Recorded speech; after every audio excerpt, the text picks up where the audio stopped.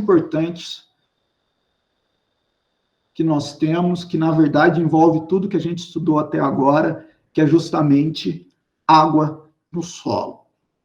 Sempre nós comentamos de água. Pode ver que quando a gente conversa de textura, quando a gente conversa de estrutura, toda a parte de morfologia do solo, nós comentamos sobre a movimentação de água no solo, sobre como que a água fica retida, por que é importante manter determinada estrutura, e por aí vai. Então, começando sobre a importância da água. A vida, como nós comemos.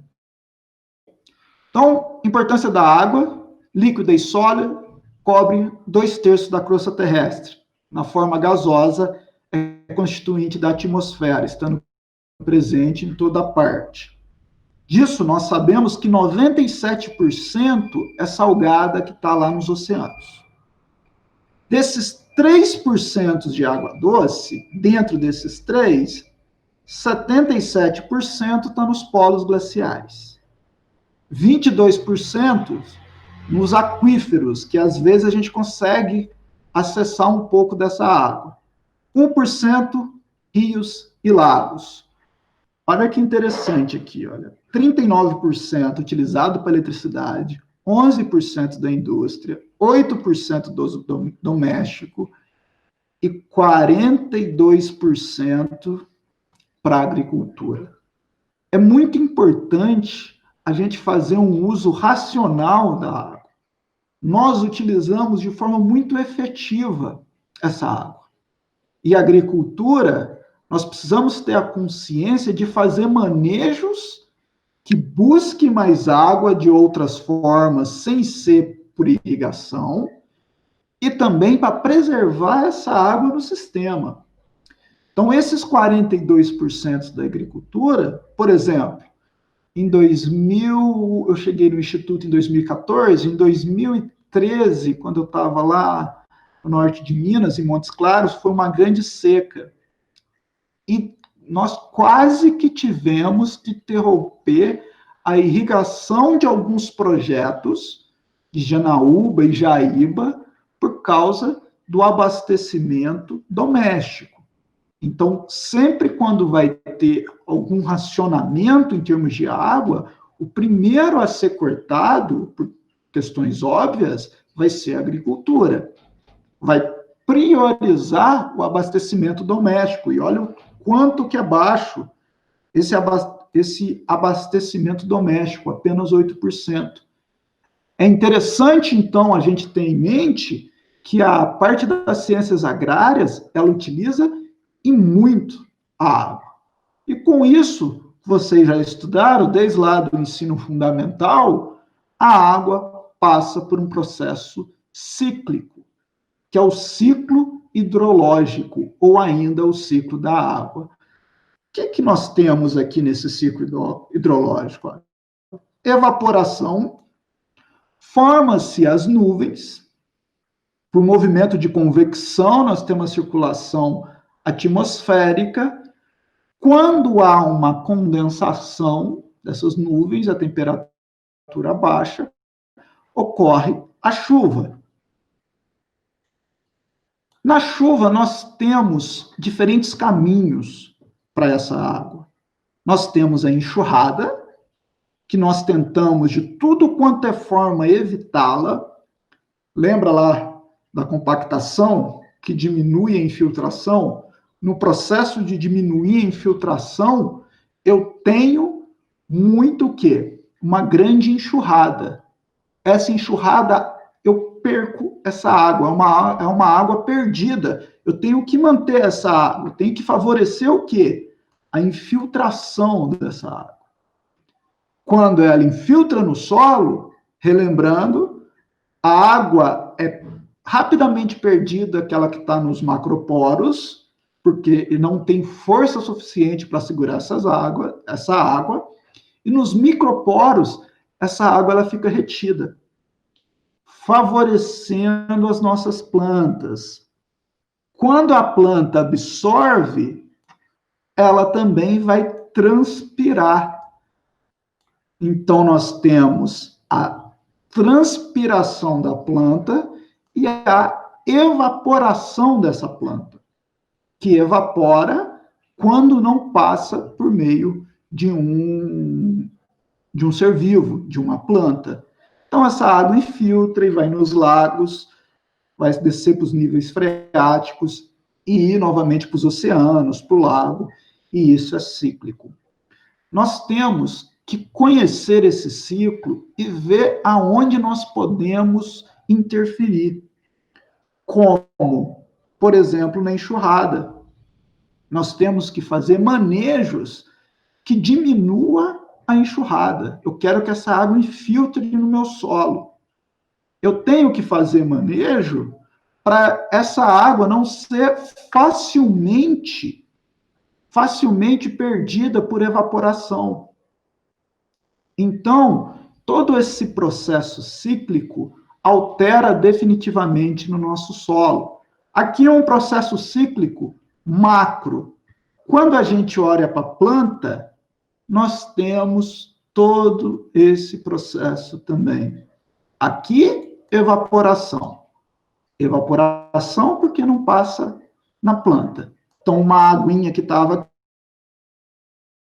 aqui, uma água que estava aqui, ela evapora, principalmente na superfície, ela vai evaporar facilmente. Quando a água absorve, e nessa absorção não vai só a água, lembrando que a água no solo é uma solução, vai também os nutrientes, essa água, ela vai transpirar, a planta vai transpirar e vai perder a água. Aqui nós temos o escoamento, a drenagem do solo, que ocorre basicamente lá nos macroporos, e fecha-se também o ciclo com a infiltração. Então, o que nós temos que evitar? Eu não quero o escoamento superficial, que esse escoamento superficial não vai só a água, eu vou levar também, em conjunto com esse escoamento, o solo, que é a erosão. Eu tenho que fazer infiltração, e a partir do momento que infiltra, eu quero que a planta absorva essa água. Quero que ela absorva essa água. Uma das formas de eu favorecer a absorção de água nessas plantas é justamente eu fazer o sistema radicular crescer, sobretudo em plantas perenes, porque fica mais tempo no sistema, está mais vulnerável, as plantas perenes, elas ficam mais vulneráveis a períodos de déficit, porque elas ficam lá mais tempo. Então, eu tenho que favorecer o crescimento radicular. Então, conforme nós comentamos, aqui nós temos o ciclo, tanto o ciclo macro, quanto o ciclo mais localizado para a planta. Nós temos aqui que a água é componente vital de todas as células vivas, tanto é que a vida, efetivamente, começou na água. E ela tem propriedades características, propriedades peculiares da água, que propicia uma grande variedade de processos físicos, químicos e biológicos. A água, sobretudo no estado líquido, ela tem essas características próprias, características peculiares. Quais são essas características? Vamos lembrar lá do tempo do ensino médio, do tempo do cursinho, remontando. Olha. A água, variedade de processos físicos, químicos e biológicos, o que vai influenciar no solo? A gênese do solo, no aspecto da formação do solo. Vamos lembrar que a principal reação do intemperismo químico é a hidrólise, que necessita de água para quebrar a estrutura cristalina. O comportamento do solo, ele é alterado quando ele está úmido e quando seco. Então, o comportamento do solo, ele é muito alterado nesses aspectos. Um solo úmido, por exemplo, lá na compactação, ele é mais suscetível à compactação. Um solo muito seco, ele é difícil de eu mecanizar, exige uma potência maior de trator. Intemperização dos minerais, que está diretamente relacionada aqui com o aspecto de formação do solo, mas não só. No processo de intemperismo dos minerais, há também a liberação de nutrientes para as plantas, decomposição da matéria orgânica. A decomposição da matéria orgânica se dá principalmente pelos organismos heterotróficos, e eles necessitam de água, necessitam de umidade. Obviamente, para o crescimento das plantas, se eu não forneço água para as plantas, elas não vão crescer. Poluição de águas subterrâneas, tanto a recarga quanto a poluição das águas subterrâneas é de extrema importância, porque no processo de infiltração da água, no processo de drenagem da água. Se eu tiver com muitos poluentes num solo suscetível, como por exemplo um solo mais arenoso, eu vou ter a poluição dessas águas subterrâneas. E a água no solo?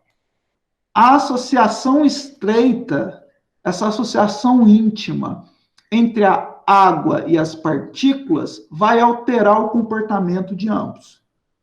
Tanto a água não vai ter o mesmo comportamento do que a água solta, tanto o solo não vai ter o mesmo comportamento do que um solo sem água. Nesse processo de água e solo, há algumas modificações nos dois. Como assim?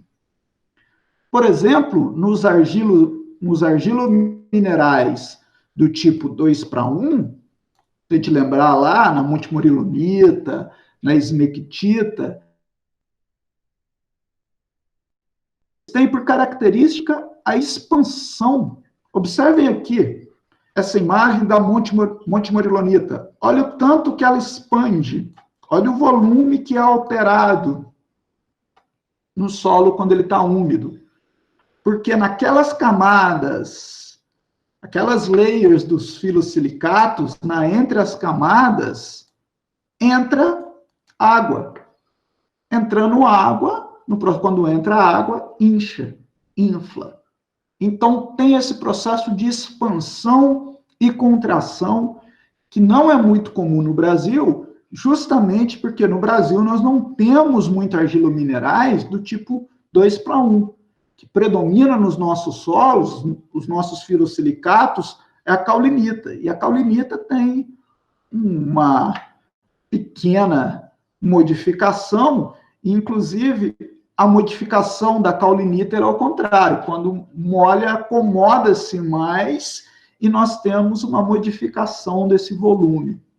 Então, uma das características, quem for trabalhar lá em países mais temperados, em climas mais temperados, for lá para os Estados Unidos, para a Europa, para o Canadá, vai acontecer de encontrar essa expansão e contração nesses solos, que dependendo do solo, essa expansão pode ser tão abrupta, tão grande, que inclusive esmaga as raízes.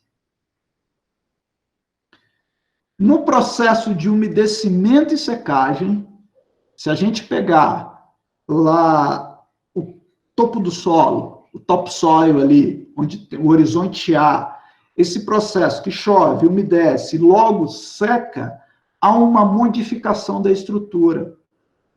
Um dos motivos da estrutura grumosa ser mais redonda, na verdade, são dois motivos. O excesso, a maior quantidade de matéria orgânica e esse processo de umedecimento e secagem que destrói um pouco essas quinas e deixa ela mais esférica. Então, o processo de umedecimento e secagem favorece a modificação da estrutura, isso principalmente nos horizontes do topo. Participa de inúmeras reações químicas que liberam ou mobilizam nutrientes. Então, as reações químicas são intermediadas principalmente pela água, gerando acidez, quando há no processo de hidrólise, por exemplo, quando a água interage com... Quando a água, ela, por sua vez, interage com alumínio, por exemplo, há uma quebra, solta-se um H+. Ao desgaste dos minerais. O desgaste dos minerais que nós estamos falando aqui é do intemperismo, nesse caso, liberando nutrientes. Ou pode liberar H+, que vai acidificar o meio. Então, a água, sob a forma de chuva ou de irrigação, tem um comportamento diferente, dependendo da sua quantidade e das propriedades do solo. Olha, uma grande quantidade de água. O solo vai passar daquela parte friável para a parte plástica. Então, a quantidade de água vai alterar o comportamento do solo, deixando o solo melhor para se trabalhar, onde nós procuramos lá a friabilidade, ou mais vulnerável para a... ou ele vai estar mais vulnerável, por exemplo, para compactação. Pedro, você quer que volte um slide? Tudo bem. Então, essa quantidade de água altera o comportamento do solo. E, além disso, eu vou deixar essa água com mais ou menos solutos, e o tipo de solo e a classe de solo, as características desse solo, tanto características de textura, tipos de minerais nesse solo, vai ser completamente alterado. Por exemplo, um solo arenoso, ele vai reter menos água por ter mais macroporos. Um solo argiloso com mais óxidos de ferro e alumínio, um solo argiloso com mais óxidos de ferro e alumínio, vai ter um comportamento totalmente diferente com a água de um solo também argiloso, mas com argila do tipo 2:1, ou basicamente só com argila 1:1. Então, o comportamento da água do solo, ela vai variar nessas características, ou seja, na quantidade de água e nas características do solo. Então, continuando. A água choveu.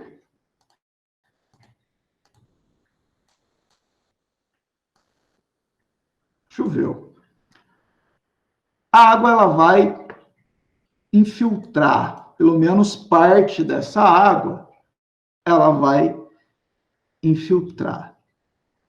A retenção e a movimentação da água vai depender de diversos fatores do solo. Quero que vocês escrevam aí quais são esses fatores que vai depender do solo. Estou falando da mineralogia, dos minerais que compõem esse solo. Então, vai depender desses fatores, olha. Muito bem, parabéns. Da textura do solo, se o solo vai ter mais macro, mais micro, poros, da estrutura do solo, se essa estrutura ela é do tipo granular, se é do tipo em blocos, se é uma ausência de estrutura, como, por exemplo, uma estrutura grão simples, um solo cimentado, quantidade e tamanho dos poros. Então, eu quero um solo com uma boa distribuição de macro e microporos. Matéria orgânica, que tem um efeito direto e um efeito indireto. Quais seriam esses dois efeitos da matéria orgânica? O efeito direto e um efeito indireto. Quero que vocês respondam aí. O que deve ser esse teor de matéria orgânica de efeito direto e indireto? Não, é um efeito na infiltração e na movimentação. Mas qual que é esse efeito direto e o efeito indireto da matéria orgânica no solo e com a água? Matéria orgânica tem cargas. essas cargas, elas retêm a água. A própria carga da matéria orgânica retém a água. O efeito indireto é no processo de estruturação do solo. Um solo com mais matéria orgânica, ele vai estruturar melhor. Ele estruturando melhor, estabilizando melhor esses agregados, tendo agregados mais estáveis, eu vou reter mais água, eu vou ter estrutura melhores. Então, vai possibilitar uma melhor permeabilidade. O outro efeito indireto seria evitando, por exemplo, a perda de água por evaporação, além de outros fatores, como, por exemplo, criar bioporos, igual o Diego comentou, que eu nem tinha atinado para isso. Forma dos horizontes estão dispostos no perfil. Aqui também tem essa característica do comportamento da água no solo. Como assim essa forma que estão dispostos no perfil do solo? Por exemplo, um solo com BT, ele vai ter um comportamento diferente do que um solo com BW. Então, um argissolo, ele vai ter um comportamento completamente distinto de um solo lá com BW. Então, essa forma que os horizontes estão dispostos no solo, no perfil do solo, é diferente. Dentro da água do solo, ela depende também do solo. E o que eu tenho que fazer enquanto engenheiro, enquanto tomador de decisão? É ver o que eu posso modificar para eu favorecer o meu manejo. Favorecer a infiltração, favorecer a retenção, evitar a perda de água.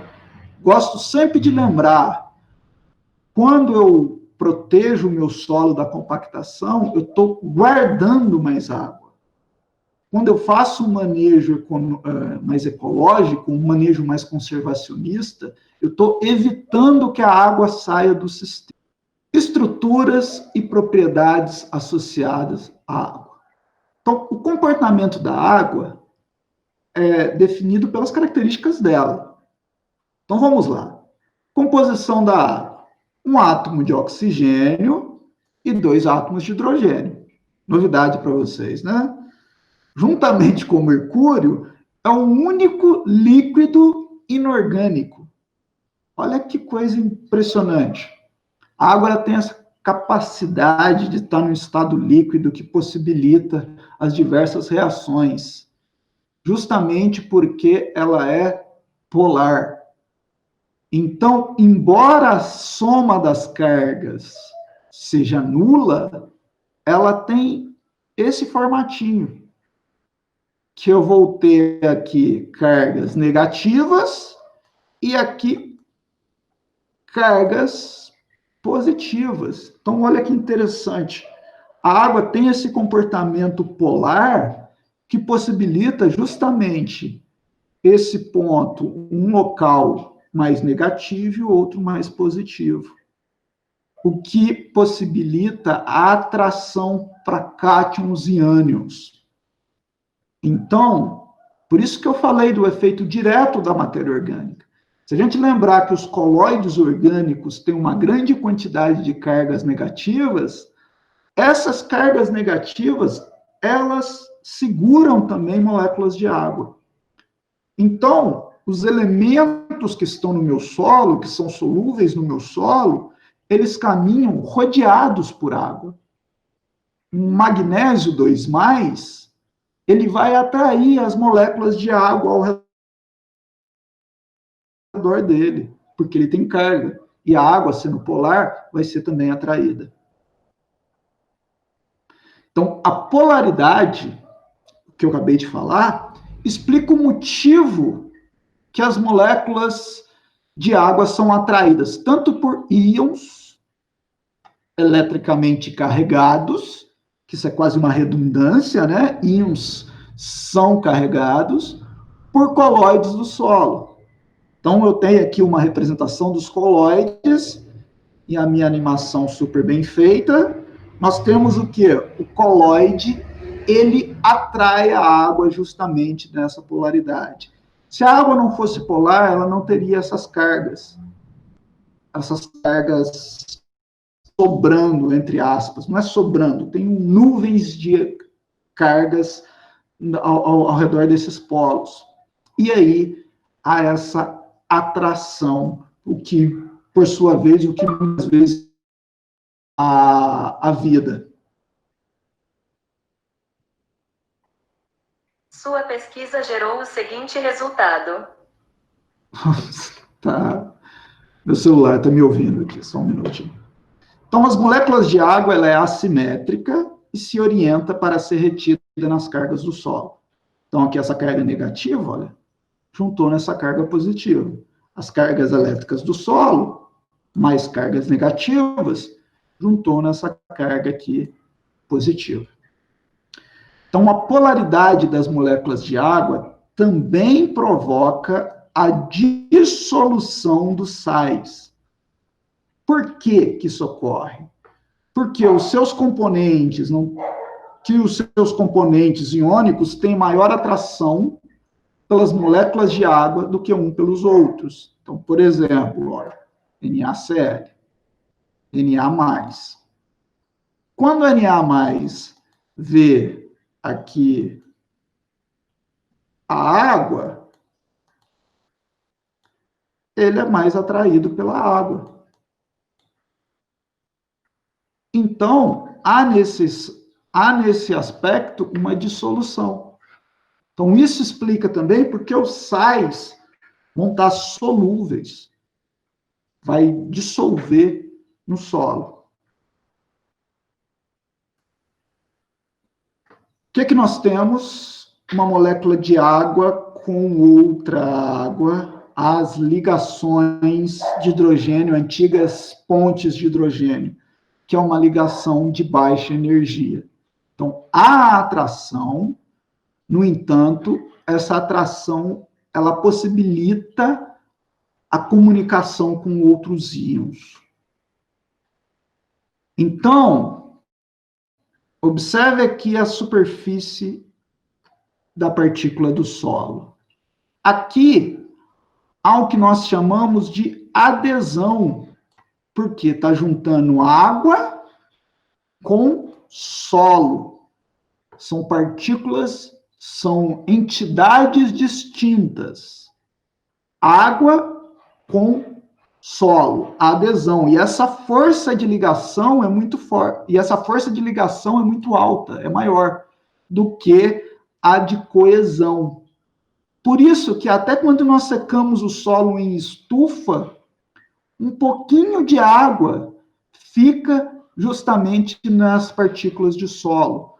Para eu retirar essa água, eu tenho que jogar uma grande pressão, adesão, são partículas distintas. Por que partículas distintas? Estou falando de água com solo. E aqui, água com água, e é coesão. Essa força de ligação é uma força mais forte do que essas que estão aqui. Tá? Isso é importante para a gente saber que quanto mais a gente afasta da partícula de solo, menor vai ser a força de retenção com o solo. Menor vai ser a força de retenção com o solo. Então, novamente, olha. Certo? Solo, água, ligação de entidades diferentes, de solo e água. É a adesão. Ligação água-água é a coesão. Quanto mais longe da partícula de solo, menor vai ser a força de atração. Solo, água. Quanto mais próximo, maior essa força de retenção. Então, isso explica, por exemplo, o comportamento dos micro e macroporos. Os microporos, a água vai estar sempre próxima do solo, por isso que ela fica mais retida. Os macroporos, eu vou ter só uma camadinha ali em volta, o resto vai estar água com água, e essa força, ela é facilmente vencida pela força da gravidade. Então, olha, adesão e coesão. Isso explica isso daqui, olha, a tensão superficial. Nas interfaces, quando eu estou falando agora de uma outra situação, olha, que tem a água, e aqui em cima eu tenho o ar, e aqui em cima eu tenho, e aqui embaixo eu tenho a água. Nas interfaces líquido, ar, água, ar, a tensão superficial decorre do fato de as moléculas de água terem uma maior atração entre si do que pelo ar. Então, as moléculas que estão aqui na superfície, elas têm mais atração com as próprias moléculas do que pelo ar. Por isso que gera essa tensão superficial. Observem, por isso, por causa dessa força, que há a possibilidade dos insetos que não conseguem romper essa tensão superficial. Essa tensão superficial, para a parte agronômica, ela é muito importante. Explicar por que a tensão superficial na aplicação de material agrícola, ela interfere, a tensão superficial. O que a gente tem que fazer quando nós vamos aplicar algum material na planta, no café, no milho, etc. O que tem que fazer com essa tensão superficial? João Pedro, nós temos que quebrar essa tensão superficial, nós jogamos produtos para justamente quebrar essa tensão superficial, e ao invés de ficar essas bolinhas na folha, muito bem, Diego, usar adjuvantes. Tem um monte de técnico aí na sala, vocês têm que saber. Quebra isso justamente para eu ter uma maior superfície de contato. Marco, explico sim. O que acontece com a tensão superficial? Vamos ler, olha. Na interface líquido-ar, por exemplo, aqui um lago. Eu tenho água e aqui ar. A tensão superficial decorre do fato das moléculas de água terem uma maior atração entre si. Então, a atração da molécula água-água é maior do que a atração água-ar. Com isso, ela concentra essa força, fica mais forte aqui, porque gera uma camada, possibilitando que os insetos andem, e fica essa bolha, olha. Eu tentei fazer uma representação aqui. Imagina aqui água. Água e aqui fora ar. A força de coesão das moléculas água é muito maior do que água, ar. Nesse contexto, o que nós vamos ter? Como essa força é muito maior, ela agrega. Qual que é o ápice da agregação? Vai ser a esfera. E aí nós temos a tensão superficial. Tá? Que nós vamos ver também logo por quê. Que é a capilaridade. Então, observem, a tensão superficial, esse processo de adesão, coesão e a capilaridade é explicado por essas características. Olha, o que é capilaridade? Lembra de poros capilares, de poros pequenos, de mais fino, lembra cabelos, capilar, uma força que consegue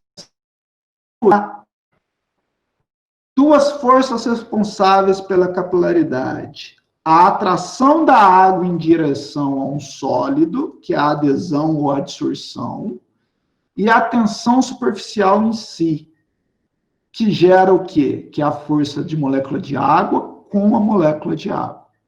Então, capilaridade é essa retenção capilar, é a força que fica retida nos microporos, ou antigamente chamava esses microporos, vocês vão pegar alguma literatura que vai chamar de poros capilares. São poros pequenos. Se a parte inferior de um tubo muito fino, capilar, for colocada verticalmente na água, a água subirá em cima da superfície livre. Então vamos lá. Tem uma água com um tubo extremamente fino, a água sobe em sua superfície livre. Esse fenômeno é denominado de capilaridade. Então, caminha por esses poros. Ocorre devido tanto à força de atração adesiva da água pela superfície sólida do tubo, como a atração coesiva entre uma molécula e outra molécula de água. Vamos ver um desenho aqui para a gente tentar compreender. Olha, o que nós temos aqui? Um tubo bem fininho e um tubo mais grosso. Aqui estaria representando os microporos e aqui os macroporos. Quando o tubo é muito pequeno, há uma maior ascensão capilar da água. Por quê? Por causa justamente da atração da água com o tubo. Tanto é que nós podemos medir essa altura. O quanto vai medir por essa razão? Olha, inversamente proporcional ao raio do tubo. Então, a altura que vai subir é inversamente proporcional ao raio do tubo.